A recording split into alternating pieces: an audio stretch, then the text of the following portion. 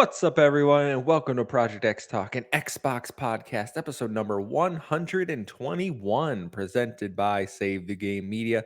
I'm your host, Kevin, and I am joined, as always, by my co-host, Mr. Physical Copy himself, Ethan. How you doing, buddy? Oh, I am doing good. I tried a new gin today. I'm getting into gin, Kevin. I'm becoming the gin guy. You know, you just have that juniper berries, the floral notes.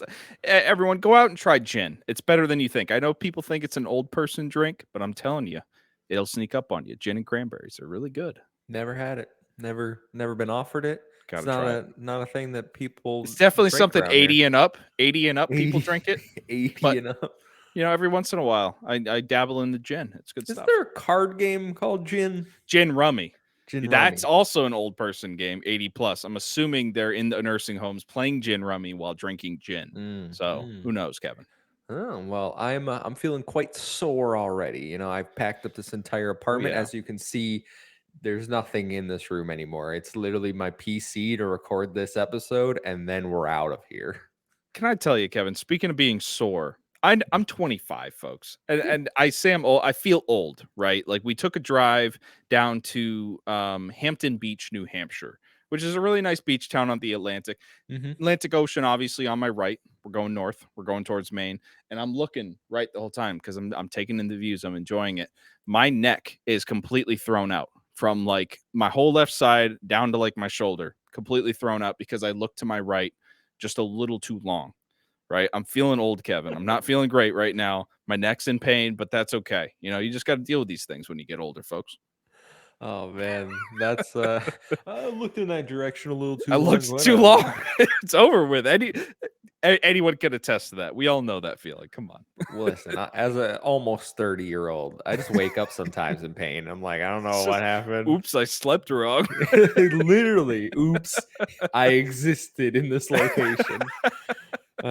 Anyway, this is an Xbox show. We are normally live every Thursday at 5 p.m. Eastern time, but as I've mentioned, I'm moving this week, so it's a pre-recorded episode. Hope you guys enjoy it still. But if you can't catch us live, we post every Friday morning on all of your favorite podcast service. While we're over there, please drop us a rating, drop us a review. It does help us grow on those platforms, and we need all the help we can get. I think we're almost at 40 for Apple, and we might be at 30 for Spotify. So if not, we get those numbers up, guys. We can hit those targets. All right. I believe in you. Love it. If you want to interact with us more, please come join the Discord. The link is down below. And if you'd like to support us further and get early access to all Save the Game Media content, please head over to patreon.com/Save the Game Media. Choose the tier that's right for you, like our current Patreon supporters. So thank you to Bucky Blue, Hopple, Alpaca Tom, Amon, Fabulous Brianna, Brianna's mom, Brianna's brother, Brianna's wife, Nikolai at Night, Cypher, Primus, Brendan Myers, Marcus O'Neill, Lillian, Mimi J, The Snack Network, David Hotright, Dave Harp, and the Xbox Expansion Pass. Thank you for your support. We appreciate every single one of you. I cannot take you seriously when you're just like, X gonna give it to you. You got to give it to D-Generation X, baby. Xbox Expansion Pass. Shout out. Yeah, shout out Luke. Shout out Luke. Absolutely. He just launched his own Patreon. If anyone wants to go Go check support that him, out. he makes Absolutely. great content over there. But Ethan, we're gonna start off the show like we always do, and that's by going around the room and asking one simple question. That question is, what have you been playing? Oh man, it's a lot, Kevin. We got a lot to talk about. Number one, Hi-Fi Rush. Finished that, beat it, did some stuff afterwards, went back, replayed some areas, got some secrets. I'm not going back. I'm trying to get out of that completionist mentality, so I Mm-hmm. forced myself like, let's just put this game to bed. Enjoyed it while it lasted. Let's move on to the next thing. And I could tell you, made it that much more enjoyable because I was starting to get into that completionist mode and being miserable because I was trying to do things. I was trying to force it. Overall, incredible video game. If this isn't on my top 10 list at the end of the year, I will be thoroughly surprised. And this is one of the best years in gaming. It was incredibly made by Tango Gameworks. It's polished. The characters are great, the animations are great, the art style is great, the level design is great. This was just a straight up fun video game. And Mhm. like I will probably be talking about this game for the rest of the year. If they do any updated content, I'm right there. I'm going to be in there doing more levels, having more fun. I definitely will revisit it though, because there is like a secret ending you can do if you do a bunch of Mm. challenges. I don't know if it's a secret ending per se, but basically at the end of it, I don't know if have you beaten it yet? No, so I'm on chapter 7. I thought I would get Okay. some time to play yesterday, today, and then just packing, and Yeah. my Xbox is in a box Right. now, so So I it's won't not gonna. spoil it for you, but they will give you more content at the end of the game, sort of a continuation of the story after you roll credits. Just overall, this has been one of the most fun games I've played in recent times, and the fact that it's a rhythm game, a game genre that I normally would never get Mhm. into, I think that just is a testament to how well made this game is and how exciting it is and how great the characters and the art style is. I mean, I feel like I've seen this sort of game before with the animation and the sort of comedy style, but it just feels so polished and well done in this that I've just really enjoyed it. And I'm sure we're going to do a full on spoiler cast review on it whenever you finish it. It might come a little later because you're moving, and that's fine. But like, we're definitely going to go into more depth talking about this game in Mhm. the future. I think, Yeah, loving for it so sure. far. Yeah, Yeah. I'm really enjoying my time with it. I completed a few levels on Sunday as my kind of last day to relax Yep. before I had to kick into actually doing stuff and High getting ready to gear, move. baby. Let's But go. yeah, no, my thoughts are the game just keeps getting better and better. I am Yeah. really, really enjoying it. And everyone else is too. It's selling incredibly well. So Oh, more it's revenue crazy. than Forspoken, and it's half R.I.P. the cost of Forspoken. It's crazy. The Yeah. reception is got a 90 on Open Critic right now. So Wow. critically and commercially a success. So it's crazy that maybe one of Xbox's best games in years they just shadow dropped randomly on a It was a Wednesday. passion project from Tango, of all things, and it's probably gonna be more successful than any other game if unless they do Starfield this year, which again, Kevin, you know They're me, I'm doing. scared. I'm scared. But speaking of another Xbox IP, technically kind of, maybe, it's like split up between 3 different things. GoldenEye 007. Uh, Okay, GoldenEye 007 played through the whole campaign, beat the campaign, did a bunch of the challenges to get some of the cheat codes, all that good stuff. Um, does this game hold up? No. I'm not gonna we're not gonna sugarcoat things. It's rough around the edges, folks. But this is a game from 1997, and I think we need to respect that. It's from the Nintendo 64 era. This is what I would consider pre-modern gaming, right? But what's great about GoldenEye 007 is you see the beginnings of what modern first-person shooters are. mhm. It has a lot of different themes that you can see, like, oh, I can see why it is the granddaddy of first person shooters. It's very well considered to be that. And it was just a nostalgia trip. I really enjoyed going through. The music slaps. The music Oh, is crazy. All of the levels have their own unique music. Their remix of the James Bond theme. The pause menu I was gonna music say, has have more you work in it. have you seen the TikTok, or I think, or maybe it's a YouTube short or whatever, but it's the guy who was like the developer is making the GoldenEye pause Yes. music, and it's Yes, I like, have seen so that. what do you think? Just, oh no, just something a little relaxing. Come, how about Yeah. this? And then they hit it, and it's And they're like, all like, "Damn!" The music in it is nuts, and like all of the James Bond theme is basically remixed to fit a theme for every level. Like one of the levels is you're dropped into a snowy area, and it has kind of like this little weird Christmas jingle to it. You know what I mean? Or there's a jungle area which kind of has the drums of the jungle, or like all these different things are different theme to each level, and it's just absolutely incredible how much detail was put into a game from 1997. The cutscenes that they have were ahead of their time. The gunplay it had was ahead of its time. I mean, thinking back to games from that era, like you think about some of the older first person shooters like Doom or anything like that.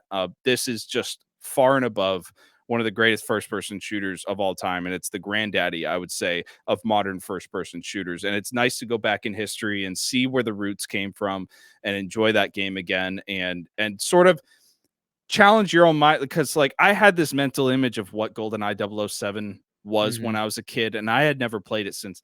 hell, like 2002, 2003, something like that. I probably was 5 or 6 when I first played this game. It was crazy going back as an adult and like hearing the music again or seeing the menus again, be like, oh, I remember this, or this is not how I remembered it, but this is even cooler. Like as a kid, you don't understand how to complete objectives and stuff like that. You just want to go through and shoot people. And now as an adult, I'm going back and be like, oh, I got to do this to complete this mission. It's very cool. One thing that I think is really cool about this game that I do want to highlight is that each level is like it's dropping you into a sandbox, right? It's not as linear as I remember it as a kid. You're kind of dropped into this in most levels. Some levels are very linear, but a lot of levels are these huge open sandboxes where you can do these sort of side puzzles. It reminds me a little bit of like Metal Gear Solid 5, which I played a little bit of last year, where you're just dropped into a sandbox and you can complete multiple objectives and sort of do little side missions to complete puzzles to get weapons or something like that to help you complete the main objectives. It like I said, it doesn't hold up, but it is so worth a playthrough, I think, for anybody who played this back in the day or want to see what the beginnings of a proper modern first person shooter was. I've been seeing people that really listen, more people have been hopping into this than I thought they would. I didn't know it was gonna be such a little Yeah. phenomenon taking off. I do see people talking like, yeah, remap the controls for it to actually play well. And then the Nintendo Switch version has the online multiplayer component and Xbox Yeah. doesn't, because Xbox is emulating it. It's a whole thing. It's very, very weird. Glad you enjoyed it though. I'm probably never gonna play it. I Yeah, no, I don't blame you. was If you don't have an never attachment to this from when you were a kid, I don't know if it's worth a playthrough for no, you. Maybe never like 1 or played it. 2 levels just to see what all the excitement's about, but like it could be a slog for people. Really quick campaign though, so if you ever want to jump into it, 6 hours max. Okay. Like, um, Before you get into I think your you last know what game. my 3rd game is, Yes. yeah. So before you get into that, I want to talk about a little more about Fire Emblem. So, because I have been playing a little more Fire Emblem Engage, my thoughts are overall the same. I'm on chapter 17, 18, 18, I think now. So I am nearing the end. I got a few more chapters left to do. And overall, I still think that the game is a big step backwards. Maybe Mm, more so the more I play it. I don't really get the like when Three Houses came out, I couldn't put it down. I was up until like 1, 2 a.m. in the morning sometimes, like right. playing it hardcore. And this one, That's I'm a hell of like, a game. this one I'll play like a mission or two and then be like, okay. And then like put Mm, it down, be like, I'll come back to it when I come back to it. It's kind of disappointing to me a little bit, and I'll go further in depth on Save the Game Boy in February when we do my big review discussion with Kyle and maybe someone else I'll invite on. But yeah, those are my overall thoughts. But you've been playing this game and I want to talk about it because I did the review for it, yep. which is out now. You can go check out my review for SpongeBob SquarePants: The Cosmic Shake. Shout out to THQ Nordic and Evolve PR over there for giving us a review code to check out the game early. This game is sitting pretty mixed reviews so far. I think it's like a Yeah. 69 on Open Critic. I did recommend it. If you've missed my review of it, you can go check out why I recommend it. But overall, the main reason, I think the game's a lot of fun. Like it has some Yeah. issues. I don't think it's as good as Battle for Bikini Bottom Rehydrated, but I do think that it is an absolute fun game to play. Like when I was doing the review process, Fire Emblem was out and Cosmic Shake was like, I can't wait to go play more of Cosmic Shake. I can't wait to go play that. Like that is what excuse me. That is what I was excited to continue playing. Right. And I don't know, man. I knew the game would be received mixed. I knew some people would enjoy it and some people would be like, this isn't a very good game. For me, as a fan of 3D platformers, Mhm. I was like, this is up my alley. It's not very long. It took me, I think, 6.5 hours to do the entire main campaign. I didn't do much of the or the side content, I should say. But uh, I don't know. I really liked it. And then you said you were picking it up. So I want to know how far you are into it and how you're liking it. Yeah, I'm probably halfway through the first world you go to, the cowboy world. I think it's only like an hour in or something like that. I'm not too far in, but from what I have played, I'm enjoying the 3D platforming. Like you said, if you're a fan of 3D platformers, I think this is a game you're going to enjoy. There's collectibles, there's plenty of little puzzles, side puzzles to find in the environment. There's a lot of different platforming challenges you got to do to make yourself around the map. I'm really enjoying it. I think the worlds are vibrant, they're colorful, they're exciting to be around. Of course, the original voice cast or the main voice cast of SpongeBob is part of the game, and they do an incredible job as always. I think the comedy hits on multiple fronts. I think it's harkening back to that old school SpongeBob that I Mhm. grew up in. And that's something that really speaks to me because I love the Battle for Bikini Bottom. That was one of my favorite games when I was a kid. And this to me is a great spiritual successor to that video game. And I'm just having a blast playing it. Unfortunately, like I said, I've only had an hour in today. I haven't had time to play through more of it. After this, I'm definitely jumping back on and continuing my playthrough. I think that this is going to be a really fun platforming game for me for the first quarter of 2023. I hope we get a lot more platformers this year. I'm in a platforming mood. It seems like after Hi-Fi Rush, playing that with the platforming, now playing this, and I'm like, oh, I'm feeling platformers right now, Kevin. So I'm hoping they hit me with some more platformers going forward. But this is just, it's a really fun video game. So Mhm. far, like I said, only an hour in. It seems polished. I haven't run into any weird glitches, technical issues, or anything. It seems like a well-made game. I don't know if you experienced any of that in your playthrough. I've heard some people say that there's some technical issues with it. You We'll see going forward. Well, I see you didn't watch my review then, Ethan. I don't watch your own content. I don't want to hear. I'll watch it Wow. after this. I'll Okay, watch it after this. so there I did have, quite a few frame rate issues. They're Okay. pretty egregious in some areas where the frame rate drops very, very Now correct me if badly. I'm wrong. This is a Xbox One and PS4 game, right? Like they Yes. technically this is a Yes. previous gen game. Yes, Okay. there's no Series X or PS5 version of this game, Yeah. Okay. which is I think I pointed out and said it's even more egregious then because if it Mhm. was developed for last gen and current gen hardware is dropping frames, like it just shows me it's a design, it's a Yeah. development issue. It's not a It's not a console issue. yeah. So hopefully that won't ruin my playthrough enough. No, it I doesn't don't ruin know. the fun. Doesn't ruin the Yeah, I fun. mean, it just seems like it's gonna be a great time being spending time with these characters, and the music again is bringing me back to Battle for Bikini Bottom, just that like upbeat SpongeBob music. They use a lot of the classic music from the TV show. The loading Mhm. screens are like the 1 hour later like thing, which I love.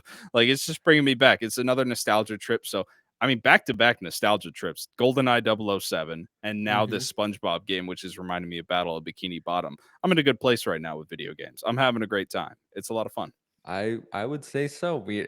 This year started very strong. Strong I January. I was good, and then Hi-Fi Rush dropped, and now I'm like, wow, January was great, and then Yeah. February is looking great as well. You have Hogwarts Hogwarts Legacy for those Legacy. that are interested. Wow. You have Like a Dragon Ishin. You got Kirby. There's Oh, I think I'm gonna check out that Clive and Wrench 3D platforming game. I know we are talking yeah. about it. That's There's we too many we got games. games coming out, and then We're March eating. doesn't stop either. March, we've talked about this before. You got Long coming out. You got a Yep. bunch of these games. So, It's a good 2023 time to be a gamer. is Yeah. doing well. But Stick around. We're gonna try and review as much of this stuff as we can. We're gonna that's do the true. best we can. That's Obviously, true. it's a lot of games, so we'll see. Obviously, we love to bring them day one. That depends on if we get review codes. So, if you want us to get review codes, hit Like that Cosmic Shake. subscribe button. Hit that subscribe button. Get our numbers up, and then the developer will. Oh, we should give them a Oh, review look at code. that. Look at that. That's how that works. Mhm. Anyway, Ethan, now that we're done talking about what we've been playing, let's jump Sure. into the news for the week. So grab a seat while I grab some book from the library.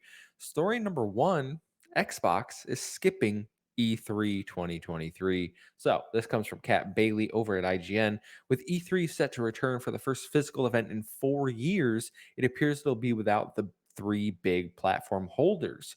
Quote, IGN has heard from multiple knowledgeable sources that Xbox, PlayStation, and Nintendo won't be a part of E3 2023 or have a presence on the Los Angeles Convention Center show floor. Xbox did confirm last week they will return with their annual Xbox Bethesda showcase during the E3 timeframe. However, what do you think, Ethan? Is skipping E3 that big of a deal? Is it a mistake? What are we feeling? I'm it's not a mistake. I think these companies, Xbox, PlayStation, Nintendo, they understand that the best marketing model right now is what they're doing is it's the PlayStation State of Plays, the Nintendo Directs, whatever Xbox is doing. They've been innovating with different ideas for showcases. For me, as long as we don't lose the in-person showcase, because I think that's where we get the big moments. I remember that Xbox E3 showcase where Keanu Reeves came out to promote Cyberpunk 2077. You don't get those moments during just a regular State of Play or Nintendo Direct or anything. You get some pretty hype moments, and we love live reacting to these things. But there's something special about big in-person events. I mean, we watch the Game Awards every year. I consider the Game Awards a highlight of my year. I really enjoy watching that Jeff Keighley show and seeing all the fan reactions, the orchestra, the theatrics, the big presenters, Al Pacino coming out not being able to read a teleprompter. Moments like that don't happen during regular little, directs or little shows like this. But obviously, we just had a great show by Xbox, a Hmm. developer direct this month. That's a great idea. That's innovative. It was something different, and it really created some great moments for us. So, but I would still love, obviously, Xbox saying they're still going to do a showcase, so that's good. I'm hoping it's an in person thing, something big, maybe at the Microsoft Theater in LA. Who knows? But it's sad, but at the same time, you understand it. E3 is something that is from the past, and we have a lot of great memories about it, but it's clear that these companies are ready to move on and try something different and go more direct to their consumers instead of trying to compete with each other for airtime.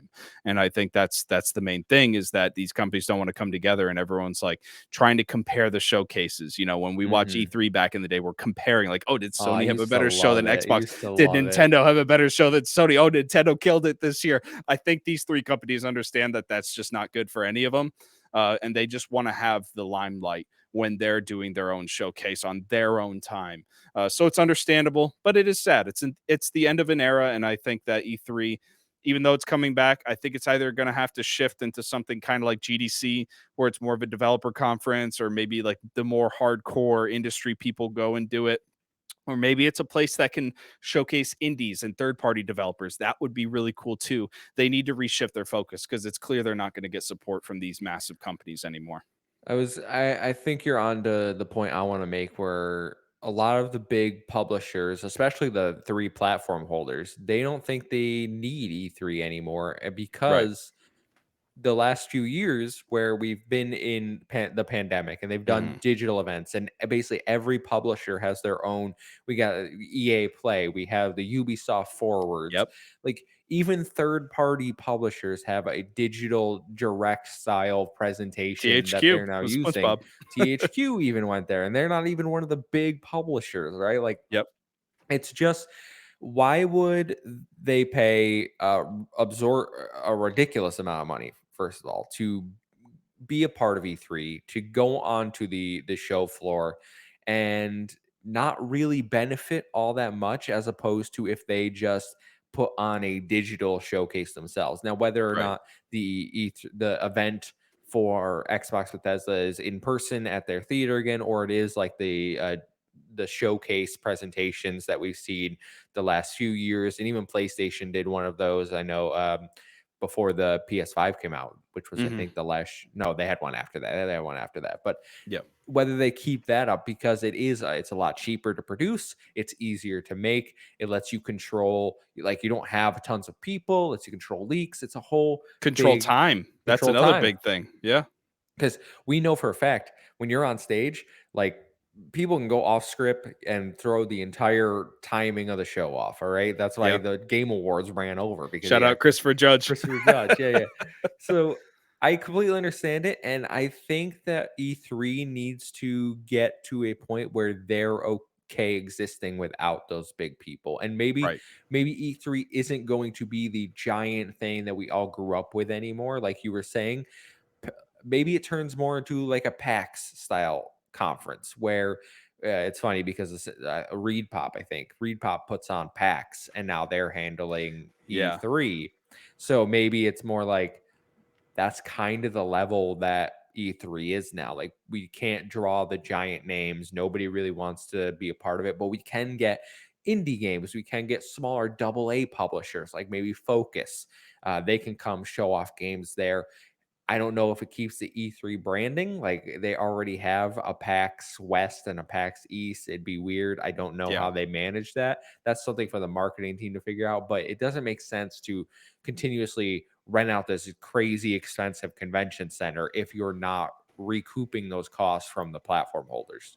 And like I feel like going forward into the future, you may not have the huge showcases from like Xbox, Sony, and Nintendo again, but I feel like going forward in the future, there has to be some sort of presence. Like, what if there's a big marketing push for a game coming out in the future during the E3 time? Why would Sony pass up the opportunity to put like a Last of Us 3 on the show floor just to promote it? Sony Or hasn't like cared about E3 in years. I know, but not even to do a showcase. I'm not even saying doing a No, yeah, showcase, I but at don't least think they've being on the had floor anything. so like games journalists can go try out the game or do their little previews or fans can get hands on with the game. Like just little marketing pushes like that. I'm sure there might be individual games here and there that are coming out during the E3 timeframe that'll still get support on the floor. But yeah, I would like to see E3 shift more into like a Gamescom style showcase where it's just Mhm. you see all the games journalists flock to Gamescom. They do a bunch of previews, IGN's on the floor, GameStop's on the floor. They're giving you in-depth looks of these games, first impressions of these games, developer interviews, stuff like that. I think E3 could have a place with that. The American side of that, and maybe that sort of yin and yang with Gamescom. I think that would be really cool. Yeah, I think that could work. It'll be interesting to see how it pans out. I'm Yep. glad that they are still doing their own showcase. It's gonna be E3 time. Like I know it's not officially E3, but like Right. we're all gonna lump it in as We E3. I'm call sure it E3. PlayStation will do a state of play or a showcase. Nintendo always has their Nintendo Direct. So like even if they aren't there, they're still gonna have a E3 presence. It's just Exactly. it's not really benefiting the ESA, unfortunately, for Yeah. them. But consumer wise, unless you're going, I don't think you're really going to see much of a difference. You're still just going to watch it on your TV or I'm happy. computer. I'm excited. Yep. Yeah. Let's do Uh, it. Story number two, Ethan, and this is our big headline story, I think, and it's a rumor, Mm. and that is, has Embracer Group sold Tomb Raider? This is just a rumor, but it comes from Tech Invest on Twitter, and numerous other sources have now reported it. But he says, "quote Embracer has allegedly sold the Tomb Raider IP to Amazon for $600 million. If true, that is twice the amount that they paid all all of Square Enix's Western assets. This comes amidst reports that Amazon is also working on a television adaptation along with a movie. Amazon has yet to comment on said reports. How are we Yeah. feeling, Ethan? I mean, if it was anybody else, I might be a little excited. Like Amazon to me, that doesn't excite me when I see a video game IP go to Amazon. Like if it was Sony, I'd be through the roof right now. I'd be excited. If it was Microsoft, I'd be like, hell yeah, this is going to be great. Even if it was Nintendo, I might be more excited. I don't know.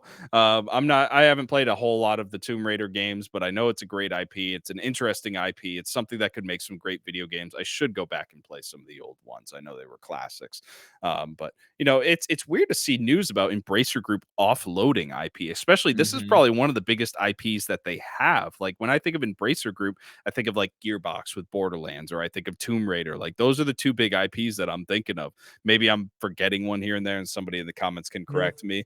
But it's pretty interesting to see them offloading this IP. Maybe they just wanted a big influx of cash to make some more acquisitions. Maybe they just didn't know what to do with the IP, or they didn't have any studios willing to pick it up to make a Well, game for it. It's it, w- it's w- it's interesting to see. well, here's the thing, Yep. because it seems like you might have forgot this little tidbit. A Oh, did few I forget? months ago or a few weeks ago, we talked about how they announced a new Tomb Raider game was in development at Crystal Oh, that's Dynamics. right. Crystal Dynamics. And Now, the yep. Okay. publisher for that game was Amazon. And I said at the time, Oh. that makes no sense. Why is Amazon publishing this game when they're owned by Embracer Group, a publisher? Now, if they're selling Tomb Raider to Amazon, that suddenly makes a lot more sense to me because they're clearly like that whole deal, the way it's structured. Like, okay, we knew it was going to be sold. Uh, Hmm. Amazon can make movies, TV shows, they can have their whole universe. Crystal Dynamics still apparently gets to work on said game as part of the agreement, which I think Yep. they'll be happy about. And maybe if they make a good one, that continues forward, continuing that relationship so it benefits Embracer and Amazon. I'm more blown away at the fact that for one IP, Amazon reportedly is paying $600 million, which is twice what Embracer paid for Square Enix Montreal, Eidos Montreal, and then I forget the other one They're that gonna make they TV paid for. shows, they're Crystal gonna make Dynamics. movies, they're gonna make video games. I guarantee you they're gonna expand the Tomb Raider universe. Amazon's gonna try and do something with this IP for sure. Is Embracer in need of money that badly? Because I first of don't all, think they are. first of all, if you're the person at Square Enix that saw 300 million, was like, yeah, that's a good deal. I'm gonna sign off on this. And then you see this, you should be packing your bags because Square Absolutely. Enix got robbed blind. They could have gone to Amazon themselves and gotten this deal. And then like they could have made over $1 billion total, at least for all Yeah. these. Square Enix's Western assets were criminally undervalued, I think. And I think it was just Square Enix trying to offload it, which I think was a terrible move. Terrible move. I don't I know don't why they know. were so desperate to offload them though. It's crazy. 300 million. So they can invest in their NFTs, Kevin.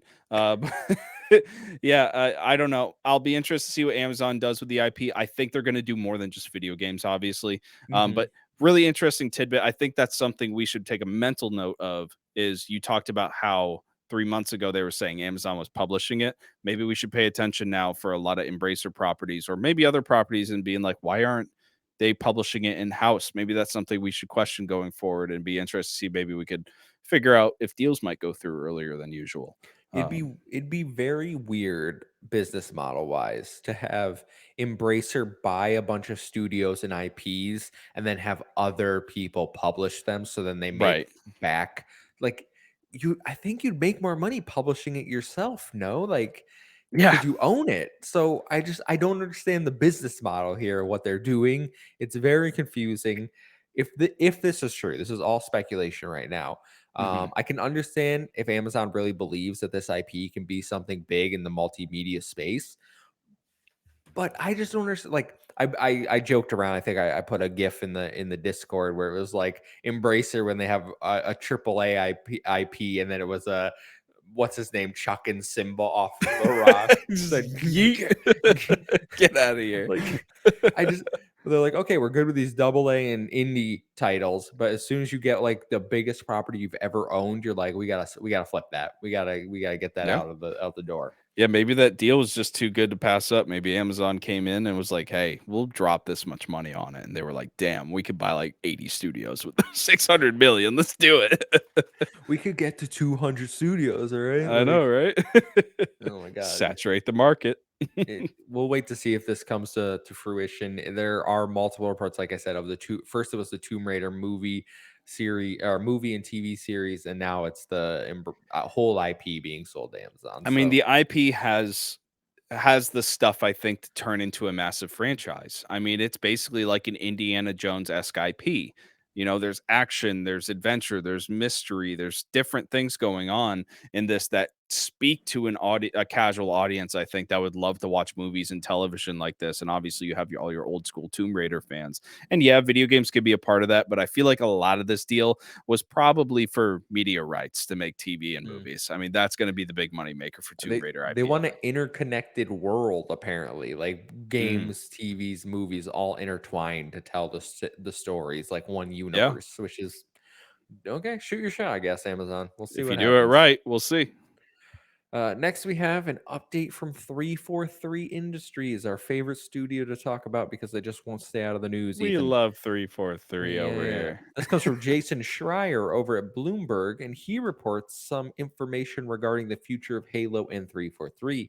It is reported that, quote, the studio and franchise is essentially all but starting over from scratch. At least 95 people were let go from 343, and Halo is switching engines to Unreal with a new game code named Tatanka, which is not new. It is the long reported Jez Corden Battle Royale standalone game from Certain Affinity. So, if you want to go read that, it's over at Bloomberg. It's behind a paywall, so I just got the headlines there. Yeah. But I think this basically confirms what we've all thought for a while is that Halo, from a narrative story standpoint, is going to go away for a while.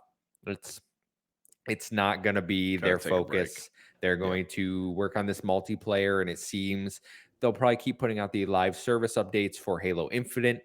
But it seems like they're all going full steam ahead with the co-developing and working with certain affinity on Tatanka, their battle royale, which is rumored long to be in Unreal Engine already, so they'll get some Hmm. experience.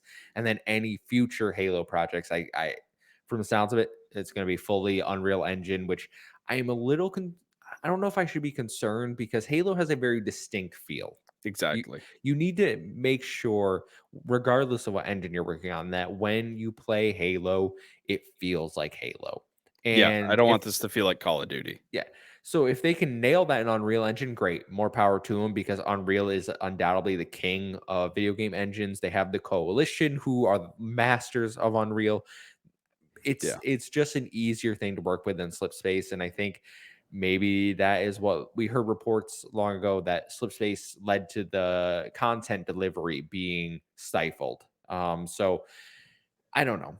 I'm still on the fence of like, are we really letting 343 keep Halo, or is this all just to save some face right now? Because their studio essentially been gutted. They've been Yeah. relegated to working with certain affinity now, and I don't know what's going on. Yeah, and this is sort of this is finally the answer to the conversation that we've been having for over a year now, and what should happen to the Halo IP, because I think our overall sentiment of Halo Infinite is that we were very disappointed in it. It's sad because it's a Well, great video game. not at Like, launch. not at launch, obviously, because we didn't worry about the content thing, but it's clear that they were not ready for it. It didn't launch with hardly anything, right? It didn't have campaign co-op. You couldn't even replay missions. It didn't have Forge. It didn't have a good content roadmap, or it did have a roadmap and they couldn't meet any of their dates. There were so many things wrong with it. 343 has dropped the ball a lot. It's just disappointing. It's sad, but I think we should look at this as a good thing. If they put Halo on ice for a little while, give it a break, right? Give it a rest. Let the multiplayer play out. People can still go in, play Master Chief Collection. They can play this new battle royale when it comes Hmm. out. It'll be great. If you want to get your Halo fix, it's there for you. But rebuilding from the ground up, I think that's something we have talked about multiple times when we've had these discussions. People have been saying we should just get rid of 343, destroy the development team, get rid of it, and it's like, no, that's not necessarily a problem. It's not 343 as an institution. It's just clearly the wrong people have been placed in the leadership. It's the wrong Hmm. people that are there. It's not, we're not going to blame the developers here, because they made a hell of a video game, a hell of a first person shooter. The campaign was fun. The characters are great. The graphics, the way the game plays, it feels good. Right. It's not the developer's fault. It's clearly just a vision issue and an issue from the top down. And that they're rebuilding from the ground up, I think that's something that's interesting to see. I'm hoping they knock it out of the park. They really do need to sort of pivot and try and figure out what made Halo great in the first place. I think that's the thing that 343 has been chasing ever since Bungie left after releasing Halo Reach. They've been chasing what makes Halo great in the first place, along with trying to put their own spin on the game. And it's just every time they've tried to put their own spin on the game, it's never hit with the audience, or they just haven't been able to capture what made Halo great in the first place. And what makes Halo great to me is the community of Halo. It's having Forge, it's having split screen co-op, at launch. It's having custom games. It's having a large suite of multiplayer maps and game modes that we can jump in and have variety. That's what makes Halo great, is the community. That's what made it great for so long. That's what made Halo 3 one of the greatest video games of the Xbox 360 generation. And 343 just hasn't been able to capture that. And it's been really disappointing as an old school Halo fan. And I'm sure you can agree with me there, Kevin. It's been really disappointing to see, iteration after iteration, Halo 4, Halo 5, now Halo Infinite, just come out and have issues, whether it be bugs, whether it be storyline issues, whether it be this is not the Master Chief we know, or you're not giving enough to the community, or in Infinite, you're not giving us literally the lifeblood of these games and Forge and co-op and all that stuff. It's just been really sad.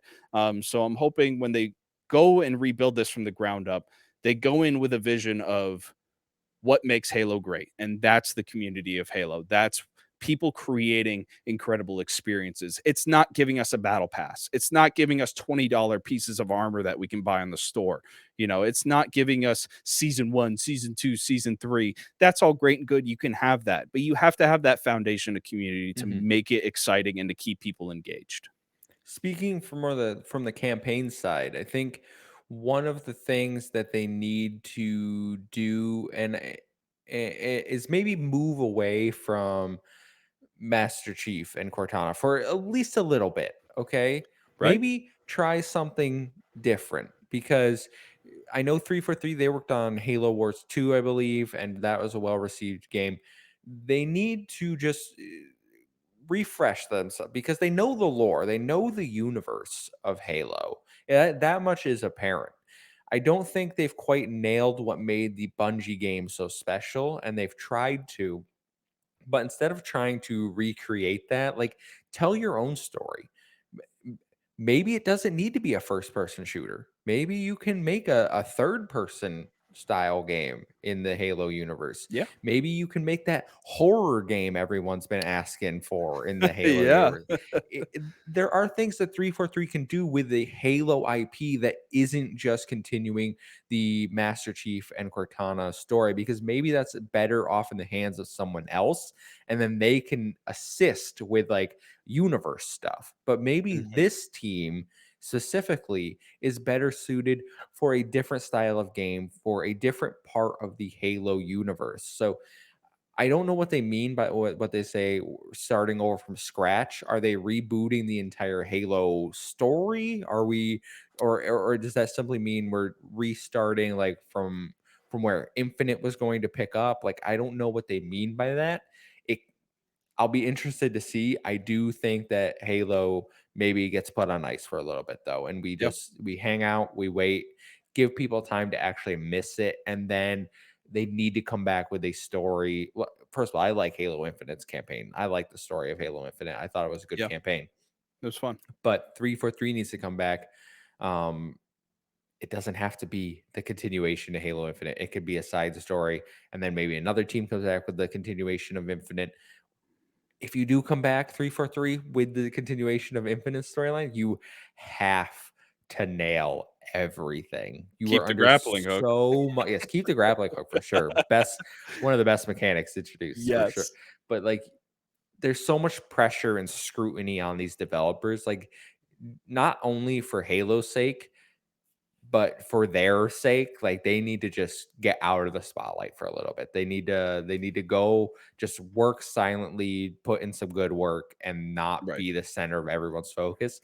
And I think that goes back to what we've said for quite a while now is like maybe Halo doesn't have to be the mascot of Xbox. Like Mm. maybe it can just be another IP under the umbrella. Maybe we make new IPs. We've seen that with PlayStation. Like their PS2 platforming mascots like Sly Cooper and all these ones that made their console really big. A lot of them aren't around anymore. They make new IPs like Right. Horizon, and they bring back Kratos Last of and Us. completely change Holy it. cow. They get Joel and Ellie to blow up on HBO. Like Yeah. you can reinvent yourself as long as you make good games, good characters. Like Master Chief doesn't have to be Xbox. Yeah, and Xbox still has those legacy IPs they can pull to Gears of War and Forza, right? Those are two really legendary Xbox IPs that they still have in the back pocket. But back to your point about how 343 can come in and do their own iteration on the Halo universe. We've seen that happen with Bungie. They made Halo 3 ODST and Halo Reach, both very great video games. I don't remember how they were critically acclaimed or anything, but I remember Halo Reach popped off. It was huge on multiplayer. People were playing it like crazy. Halo 3 ODST was one of the greatest first person shooter single player campaigns I have ever played. The mood, the setting, how different it was from Halo 3, Halo 2 or Halo 1. I thought it was really cool. It's a more gritty take on the Halo universe. Bungie reinvented the wheel when it came to Halo with those two video games, or maybe not Reach, more so ODST. They reinvented the wheel, but they knocked it out of the park, and it can be done because this is a universe that can have some really great video games. And I point to another great universe that can make different video games, and I know this wasn't critically received well, Mass Effect Andromeda. If you play Mass Effect Andromeda and just look at it as a standalone video game, it's a great game. It's exciting to explore. The mechanics are fun. The combat is fun. But it has nothing to do with the original trilogy of Mass Effect, and it's still a great game to me because it's in that universe and you kind of know it just baseline like that. I think you're right, and that 343 should expand itself and try something new with this universe. And if they all they got to do is make a good video game and keep it, in standing with the lore of Halo, and I think they would knock it out of the park. Yeah, no, I'm with you. I fully agree.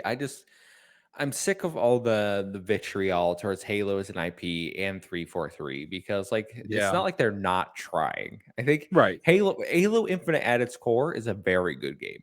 Mhm. It's a very good game. It's just the systems around it set it up for failure.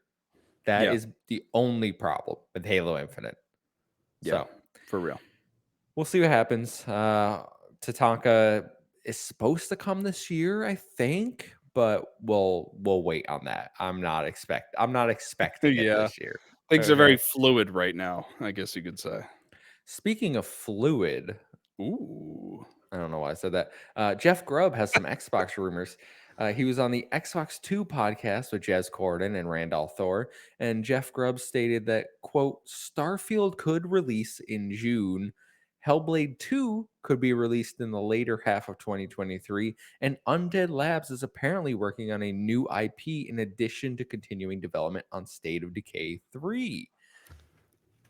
So I think Hellblade 2 coming second half. You and I have talked about that, and I think we're in agreement that we're predicting that, right? I think we can I confidently say I that picked this it is in a fantasy league, so I'm full steam ahead. I have a feeling this game is ready to come out. Just I don't know. It's just that gut intuition and knowing the trends and knowing the cycles of these games. I think we're ready for this year.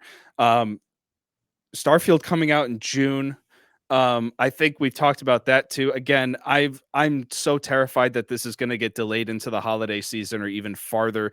There's competing rumors at this point. You have this rumor now saying it's coming out in June. You have other rumors saying that it's not polished enough to come out in June. Like there's multiple competing rumors going on right now with Starfield, and I think that's just because it's such a huge release for Xbox and because it's such an important milestone video game. I mean, this is a brand new IP from Bethesda. This is a massive deal in gaming. Starfield coming out. You're going to have a million different people trying to get their hands in the pot, trying to say that they know the inside scoop, they know information. Jeff Grubb is a great source. I'm hoping he's correct in this. I'm gonna take everything I hear about Starfield with a grain of salt, though, until I see that Mhm. standalone showcase of Starfield put on by Xbox. I'm not expecting a damn thing. I think if Xbox comes out and they have the Starfield showcase and they give us a date, that is the date we're getting. I don't think they're going to give us a date unless they're 100% sure that this is happening. Mhm. And what was the other thing? State of Decay 3 Undead Labs. New That's IP, new IP. huge They're making a wild new IP. card. I have no idea because Undead Labs, State of Decay, that's their thing. I played a lot of State of Decay 2. I'm really excited about State of Decay 3. I'm terrified of zombies. I know it's crazy. I play with a lot of cheats on PC. That's okay. But I'm really interested to see what they're going to try and get their hands into. They're known for their third person survival zombie games. Maybe they make a different type of video game here. I don't know. We'll see. That's something interesting to look at. Yeah. So Undead Labs, I played State of Decay 2 for a little bit in co-op. I thought it was Yep. fun. It's not my style of game. I did fall off of it. It's I'm interested because I do think the game was good. So I'm interested to see what they can Hmm. make from a new IP standpoint. And I'd like to see it kind of reminds me of what we're seeing with other Xbox studios. Like we just saw Tango. They had Ghostwire, but then they had the small team making Hi-Fi Rush, right? You have Yep. Obsidian, and they have like 20 teams in Obsidian. They're making like 30 games right now. So it's one of those things like, is this like a new is this an initiative in the Xbox to have your big AAA IP that you're going to focus on, and then maybe have a smaller team making a passion project? Yeah. Because those have been really well received so far. Pentiment has been really well received, Grounded really Crushing well it. received, Hi-Fi Hi-Fi Rush Rush amazingly went nuts. received. So I am excited to see if this is true, what their new IP could be. Starfield, I'm very much with you. So far, Xbox has maintained that this is coming out first half of 2023. We got that web page. They said the event is coming. Have Yep. given no indication that it will be delayed, despite the rumors we've been hearing from certain people. which again, even those rumors said might be delayed. Nothing Right. about it is internally delayed. It Yeah. very well could release before June or in June, as Jeff Grubb here is saying. Hellblade 2, though, is the one this is what got me excited. Oh, I I'm so excited for Hellblade, picked it Kevin. up in a fantasy league that I'm doing with a friends over at the trophy room, and it was a wild card. But the more I thought about it, I was like, it makes a lot of sense for this to be like their big holiday offering, that AAA narrative, over the shoulder experience for this holiday season. Because especially thinking, okay, well, you have Starfield supposed to be coming out in the first half of this year. Even if it gets delayed to the summer, you still want something to fill in that holiday slot. And I'm going to tell you, I don't think Forza Motorsport is that big mass appeal. It's going to, Yes. I'm sure it's going to be super successful, like Forza Horizon 5 was super successful, but it isn't going to be like, not everyone is looking for a It's car more sim. niche. Yes, it's a more niche audience. It's a more niche audience. I think Hellblade 2, though, will draw masses. It is a Absolutely. very highly anticipated sequel from a studio that what did make an indie game and is now being given a triple A budget to expand upon.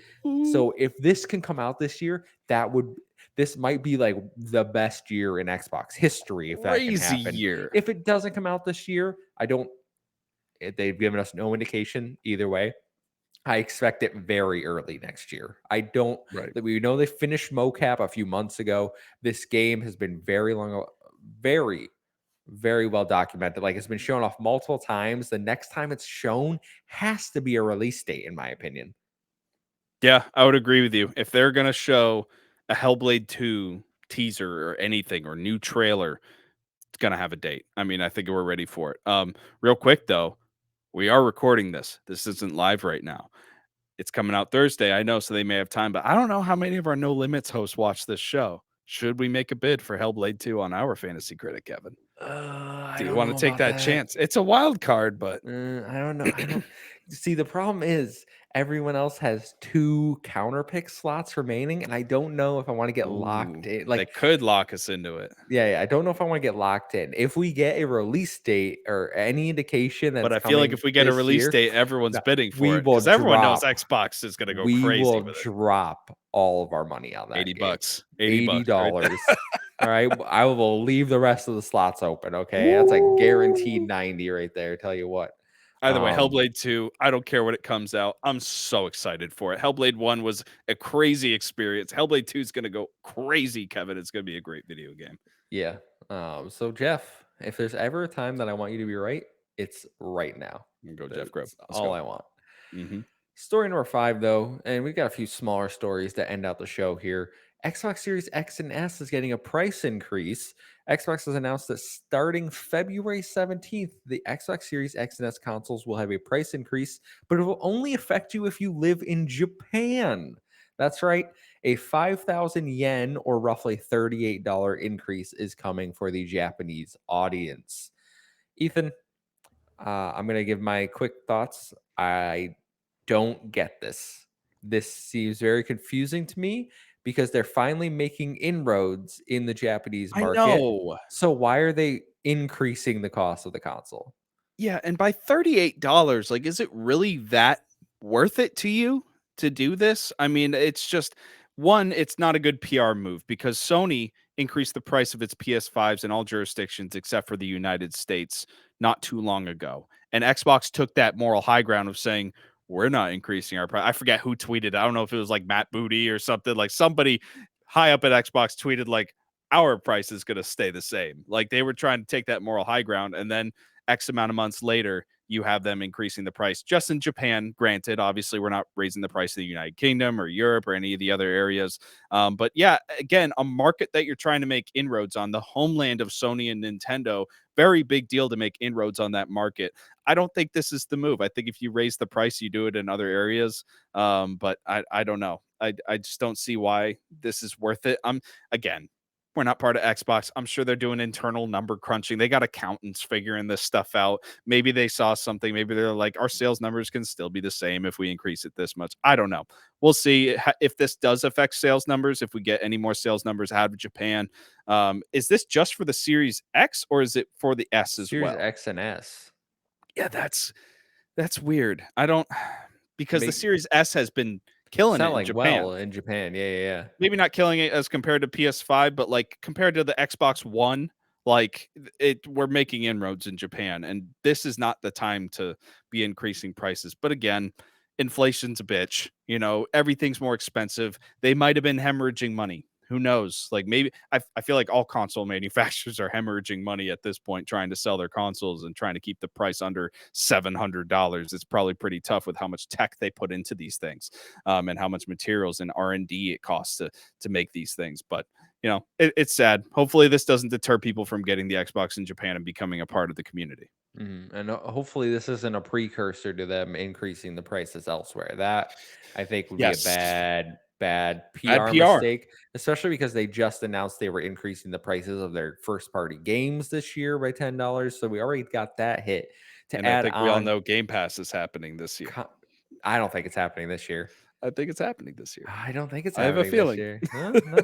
Even if it does, I think it's like $1, which is Yeah, like it's not gonna be okay. much, but still, PR. That's all PR ain't good. It's true. That's true. Listen, we've seen Xbox Live Gold increase. People will come out and fight. All right. Oh yeah, I'd pay 30 Um, bucks for Game Pass. I can't say anything. yeah, that sucks for the Japanese audience, and I do hope it Yeah. doesn't mess up their growing success in that region. Yep. But story number 6, we got some EA news shortly before we're recording this episode, and that the first one, the biggest one, Star Wars Jedi Survivor has been delayed until April 28th, 2023. We're also informed that Apex Legends Mobile is shutting down on May 1st, and EA has also announced they are ceasing development of Battlefield Mobile. Don't care about those last two things you talked about. Jedi Survivor is one of my most anticipated video games of this year. I'm really glad it wasn't delayed more than it like it's a delay, but it's like not the biggest delay. So it's not Mhm. it's not a huge deal to me. It's what is it, like a month? It is supposed to come It's out in March, right? it's like 5 weeks, I think. Okay, whatever. Like just do that last bit of polish. I'm excited for this video game. I'm really stoked for it. Do what you need to do to make this game great because Jedi Fallen Order was one of the best Star Wars video games I've ever played in my life. I'll never put anything above Republic Commando or Knights of the Old Republic. I'm sorry. But this game is really highly anticipated by me and by a lot of people. I'm excited for it. I trust EA with this IP. I think they're going to knock it out of the park. So, yeah, give it that extra month in the oven. We need that. We need that. Yeah. I While I'm not going to play it, I don't see this as a very big deal. It's my only concern with this game for this is the new release date is 4 days before Redfall and 2 weeks before Legend of Zelda Tears of the Kingdom. Well, I'm going to have to So blast through this it game. is now a very bit more competition. It's a bigger ask for people to decide like what game do they want to play. Do they Yeah. want to pick up Jedi? Do they want to pick up I want Zelda? all three. Uh, It's gonna be a busy time for you then, I suppose, especially if you're going off to the academy there. Yeah, and I'm Who going to knows? an academy, and I'm gonna have to yeah, I'm gonna have to work some things out, Kevin. So that's my only concern. I think March was a better time for this release to come out, but I completely understand. You don't want a buggy broken mess. If Get it 5 right. weeks is going to get them what they need, then completely understandable. So EA has enough issues with their image, and they've been doing a really good job the last couple years rehabilitating that image, mhm. and I think they really gotta knock it out of the park again with this IP, and people, I think, will start coming around to EA. I've already fallen in love with EA again. I think they're knocking it out of the park with their single player IPs. They just gotta keep that train rolling. Speaking of knocking it out of the park, Ethan, Oh, this yeah, you this know what I'm segue talking makes sense. This yeah, segue makes sense. I love it, Kevin. MLB Oh! The Show 2023 has been unveiled and it is releasing March 28th, 2023. For the third year running, the PlayStation first party game will be available on Xbox consoles and day one with Xbox Game Pass. Ethan, you're the MLB guy here. How are Oh, we yeah. feeling? Let's go Yankees signing Aaron Judge, 9 years, $310 million. He's about to hit 600 home runs for us in the next 9 years. I'm stoked. This is awesome. I'm so glad it's on Game Pass again. I loved MLB The Show 22. Played a hell of a lot of that video game, probably like 40, 50, 60 some hours. I don't know. I haven't checked my stats in a while. Just re-downloaded it recently just to have something to jump around with, but there's a lot of games coming out, so I haven't had time to play it. Really excited to see this continue to be on Game Pass. Obviously, it worked for them with both MLB 21 and MLB 22. They want to continue that relationship with Xbox, distributing this game to all platforms, making sure as many people play it and get into that MLB The Show ecosystem because it is the premier baseball sim game that you can find out there. It's incredible. It's better than any 2K game I played, and I really enjoy it. It's a fun game, so I'm excited to see this. MLB The Show 23. Excited to see what new stuff they have. I know they just released some trailers. I got to go watch those. I haven't watched them yet. I got them saved on YouTube. See if they have any new game modes or if it's just going to be more of the same. Even if it's more of the same, I'm playing for 40, 50 hours. It's going to be a good time. They're setting a precedent here. Every year, expect MLB on game. Yeah. Xbox is like, yo, we're not making our own baseball game anymore. We're just gonna get PlayStations. It's so weird. I'm playing GoldenEye 007, watching the credits after I beat it, and I see like distributed by Nintendo scrolling past. And now I'm starting up MLB The Show 22 on Game Pass and seeing Sony Interactive Entertainment. I'm like, this is just weird. I It's love it. a weird It should be time the for future. sure. Just give me all the games. Give me all the games. Come on. Give us all the games. Well, if you're a fan of MLB The Show, you can look forward to that. But Ethan, that's all we got for this week's episode. Mm, Um, nice tight 1 hour show. Got in, solid. got Yeah. out. Yeah, great stuff. Guys, remember if you like the show, please hit that subscribe button. We are trying for 1,000 subscribers this year, and we need your help. If you're on Oh, yeah. audio feeds, please come over to youtube.com/save the game media, hit that subscribe button, and drop us a rating over on the audio feeds, as I mentioned. But Ethan, where can people find you if they want to hear more from you? On the Discord, join, link below. Let's talk video games, movies, baseball, whatever you want. It's going to be a good time. And you can find me at the Muffin Mon on Twitter. It's a 1-7-I and 0-7-A. Follow us at Save Game Media over on Twitter to stay up to date with all of our latest videos. Until next time, we'll see you. Goodbye.